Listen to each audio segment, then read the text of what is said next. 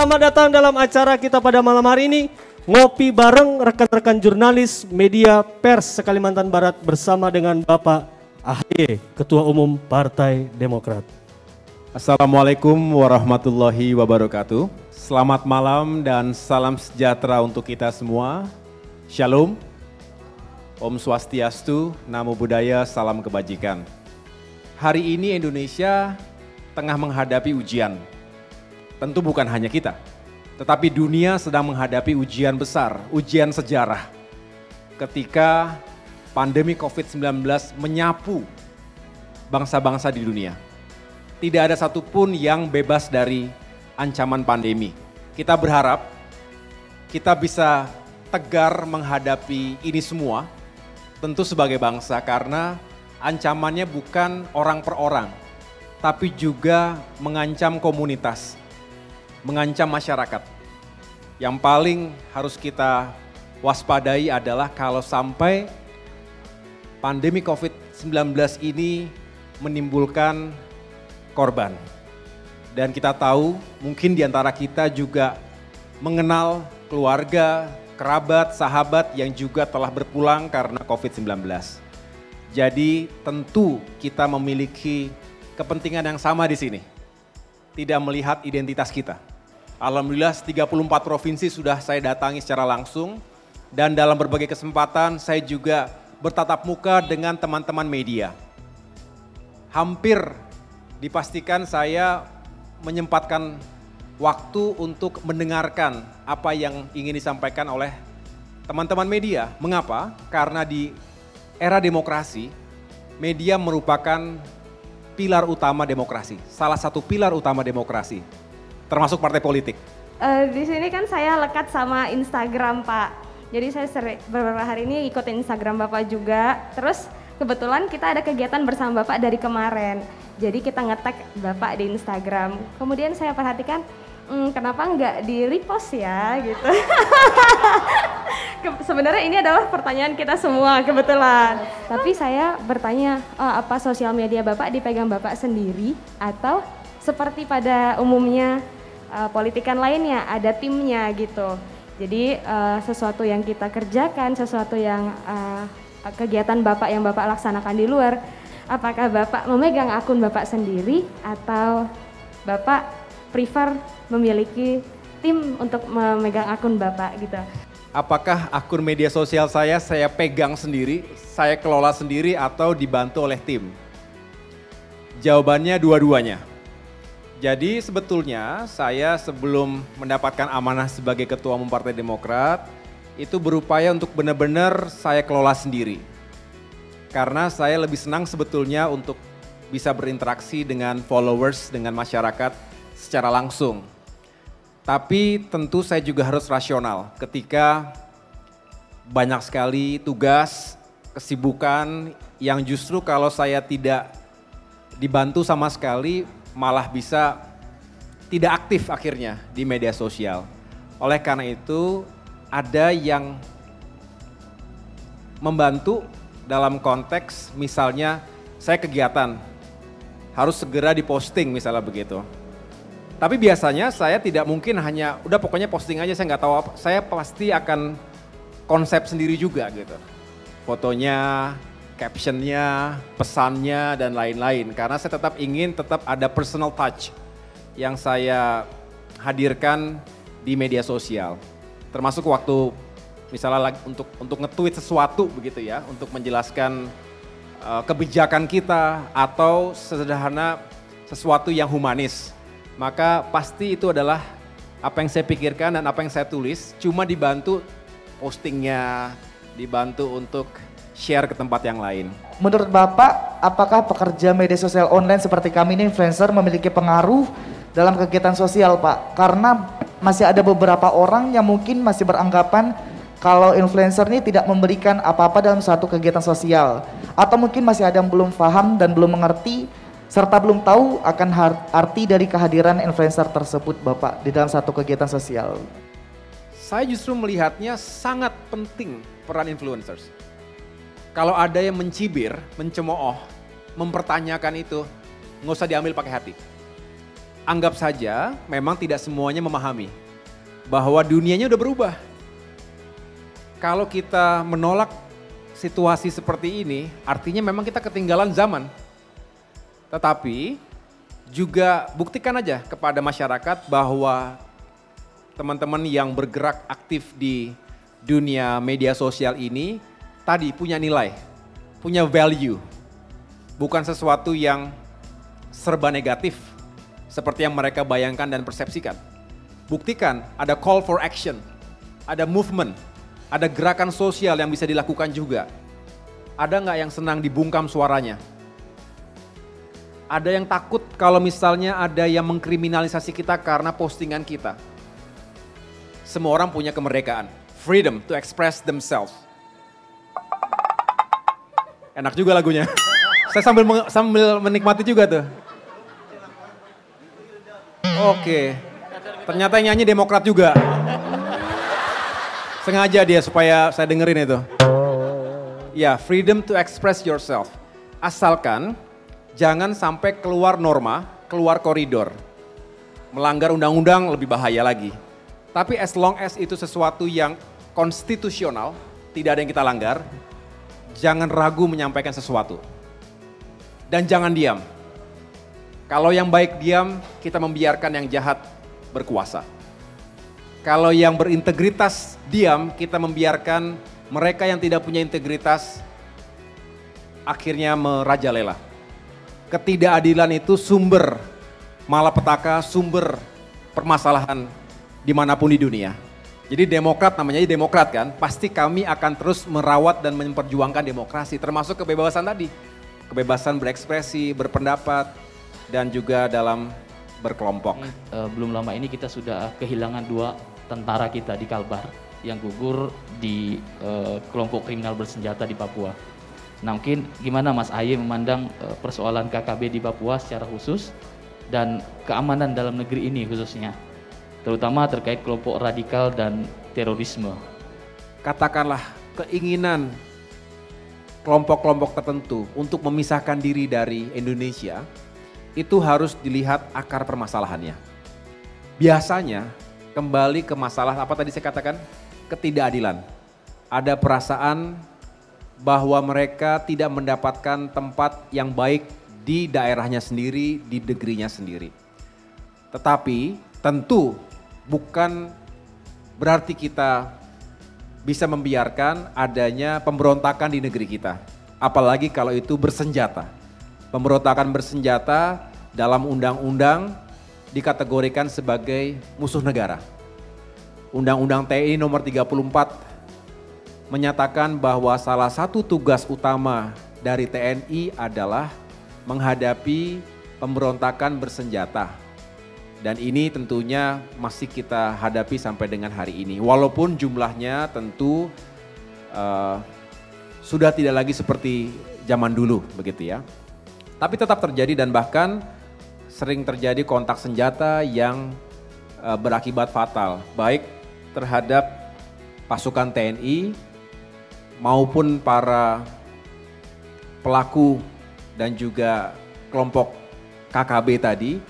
Dan yang lebih menyedihkan seringkali yang menjadi korban adalah masyarakat sipil yang tidak berdosa, yang tidak memiliki daya untuk berada di tengah-tengah baku tembak antara 2 kelompok tadi.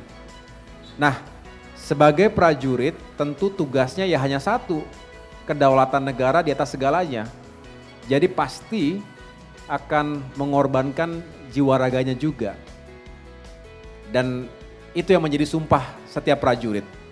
Negara itu harus terus menunjukkan ketegasannya bahwa tidak ada ruang bagi mereka yang ingin melepaskan diri dari NKRI dan juga merongrong kedaulatan negara kita, tidak bisa dibiarkan begitu saja. Pendekatannya harus tegas. Tetapi yang saya maksudkan bukan hanya selalu melalui pendekatan senjata. Pendekatan keamanan itu penting, tapi ingat pendekatan keamanan itu hanyalah salah satu cara untuk mencapai tujuan akhir. Misalnya ada satu orang yang tak berdosa, masyarakat sipil yang menjadi korban, ada satu keluarga, ada satu lingkungan yang kemudian tidak menerima keadaan itu. Dan itu bisa memperkeruh dan memperburuk suasana dan situasi. Jadi saya tentu bersimpati terhadap para prajurit yang gugur, semoga arwahnya diterima dengan mulia dan juga pengorbanannya tidak sia-sia. Terkait dengan radikalisme dan terorisme tadi juga diangkat. Tidak boleh ada ruang sedikit pun di Indonesia bagi terorisme dan radikalisme. Mengapa? Karena itu hanya akan menghancurkan sendi-sendi kehidupan kita. 2002 pernah terjadi ledakan bom Bali 1. Kemudian bom Bali 2 tahun 2005, betul ya? Kemudian ada JW Marriott, tahu? Kemudian ada lagi beberapa insiden terorisme yang sekali lagi membuat kita harus semakin waspada. Mengapa? Karena ledakannya di sini, tapi dunia melihat Indonesia sebagai sarang teroris. Langsung dikeluarkan travel ban, nggak boleh ke Indonesia, berbahaya. Ekonomi kita sangat terdampak. Apalagi yang dihantam tuh Bali misalnya. Jelas-jelas itu merupakan destinasi pariwisata internasional. Jadi begitu ada ledakan di Bali, ya akan berdampak buruk sekali terhadap pariwisata kita. Dan aspek-aspek yang lain. Yang jelas terorisme itu akan menghadirkan rasa ketakutan, extreme fear. Rasa takut yang berlebihan. Kita takut naik pesawat, kita takut berpergian, kita curiga satu sama lain dan lain sebagainya. Jadi Bung Samsul, kita harus meyakinkan bahwa negara hadir untuk melindungi segenap masyarakatnya dari ancaman-ancaman terorisme dan radikalisme. Tugas TNI memang tidak setiap kali diapresiasi, tetapi kita bisa tidur nyenyak karena ada mereka yang bertugas di malam hari, bertugas di pagi hari saat kita tidur. Jadi apresiasi dan hormat kita untuk para prajurit TNI dan Polri yang setiap saat melaksanakan tugasnya. Kebetulan pembaca kami banyaknya anak muda, umuran-umuran selebgram gini. Apa sih manfaat kalau ada generasi muda yang bergabung dengan Partai Demokrat? Apa manfaat yang mereka dapatkan kalau mereka bergabung menjadi kader Partai Demokrat? Itu yang pertama. Yang kedua, bagaimana cara mereka kalau mau bergabung jadi kader Partai Demokrat gitu? Apakah harus datang ke kantornya yang baru ini atau ada teknologi inovasi yang dikatakan oleh Partai Demokrat agar generasi milenial ini mudah untuk mendaftar? Itu yang kedua. Yang ketiga, mudah-mudahan dijawab yang ketiga, apakah Mas Ketum punya niat untuk maju di Pilpres 2024? Pertanyaan kunci ini. Ini pertanyaan untuk saya berpromosi berarti ya? Sesuai dengan medianya, Tum. Sesuai dengan? Medianya kan promosi. Oke. Jadi sebetulnya banyak manfaatnya. Manfaat yang intangible, sesuatu yang tidak bisa langsung dirasakan, dilihat bentuknya adalah dengan bergabung dengan Partai Demokrat, paling tidak kita punya wahana untuk mengekspresikan diri kita. Nah, melalui partai politik, melalui Partai Demokrat, generasi muda bisa mengekspresikan itu. Banyak program-program kami yang juga berorientasi pada generasi muda Indonesia. Bahkan dalam salah satu program umum Partai Demokrat ada 10 program, diantaranya adalah bagaimana kita bisa memberdayakan anak muda. Anak muda yang tadi penuh dengan kreativitas. Jadi banyak caranya dengan Partai Demokrat kita bisa memperjuangkan isu-isu yang memang relevan dengan generasi muda kita. Nah, Demokrat membuka ruang untuk terus memajukan anak mudanya. Saya menjadi politisi termasuk menjadi yang paling concern untuk memajukan anak muda di Indonesia. Lihatlah di DPR RI, di DPRD Provinsi Kabupaten Kota semakin banyak anak muda yang terpilih menjadi anggota dewan. Nah, jadi kalau ada yang tertarik politik nih ya, misalnya ada, atau saudaranya, keluarganya, teman-temannya, itu bisa. Jangan melihat, oh saya masih usianya 25 tahun. Ada anggota DPR RI kita yang usianya 25 tahun. Walaupun usianya masih 25 tahun, sama hak dan kewajiban dengan yang usianya 80 tahun. Jadi dua generasi yang jauh sekali. berbeda tetapi memiliki hak dan kewajiban yang sama. Nah jadi sekali lagi kalau generasi muda tertarik untuk berpolitik, kami akan sangat senang dan terbuka jika ada yang ingin bergabung dengan Partai Demokrat. Kalau kemudian ingin bergabung, bagaimana caranya? Banyak caranya, salah satunya tadi benar, datanglah ke tempatnya Kak Erma ini, kantor DPD-nya bagus.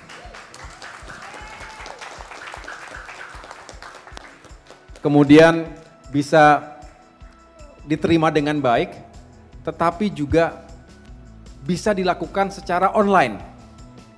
Misalnya dengan datang ke www.sahabatdemokrat.id. Coba dibuka di sana, ada pendaftaran KTA. KTA itu kartu tanda anggota Partai Demokrat, tinggal diklik dan lalu ada penjelasannya. Bisa juga ke Facebooknya Partai Demokrat. Bisa juga ke Twitternya, @pdemokrat. IG resminya Partai Demokrat. Dan bisa di DM, di chat, tanya-tanya aja begitu ya. Bagaimana dengan AHY?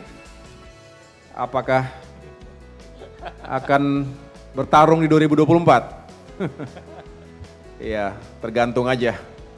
Tergantung jalan kita ke arah mana. Yang jelas saya ingin terus mempersiapkan diri dengan sebaik-baiknya. Kita tidak pernah tahu apa yang akan terjadi hari ini, besok, tahun 2024. Yang bisa kita lakukan yang ada dalam kontrol kita adalah mempersiapkan diri dengan sebaik-baiknya. Saya ingin terus menyapa masyarakat, saya ingin terus menyapa anak muda.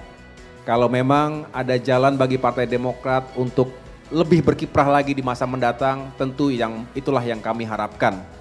Ini yang juga selalu saya tekankan, saya sampaikan kepada seluruh kader Demokrat dimanapun berada, teruslah berkoalisi dengan rakyat.